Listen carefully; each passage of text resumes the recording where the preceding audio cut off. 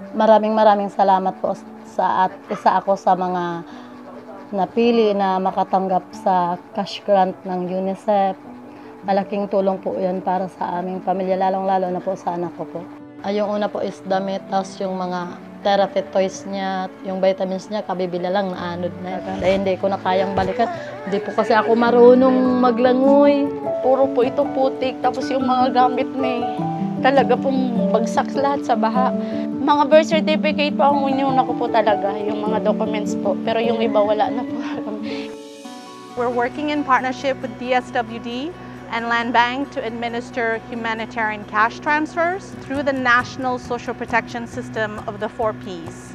And we're very happy that we're able to have this pre-arrangement to be able to respond to the families most affected and most vulnerable, specifically children below the age of 5. Humanitarian cash transfers is a very powerful tool when it comes to emergency response. It gives dignity to the caretakers to care for their children and to decide what is best for their families. It's a very fast emergency response, and it really encourages the needs of children specifically to be addressed in a very efficient and effective manner.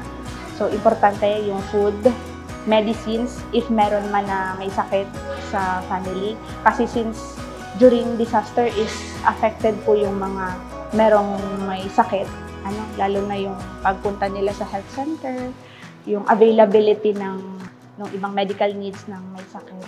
So, yun yung magiging pagkukunan nila para maibigay or maiprovide yung pangangailangan. Pubibilan ko po sila ng damit na pambahay kasi yung hindi na po kayang labahan.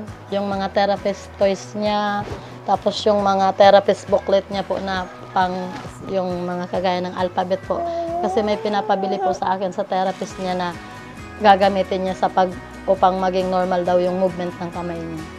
Nag-6 na lang po ang kilo niya, as in butot balat na lang po yan si Pia. Thanks God po, nakaraos po si Pia, naging na po siyang ganyan, 12 or 30 ng kilo niya. O yung una pong bibili namin, bigas ulit. Yung pong vitamins po nila, yung prutas po. Bihira naman po bagang makatikim ng prutas.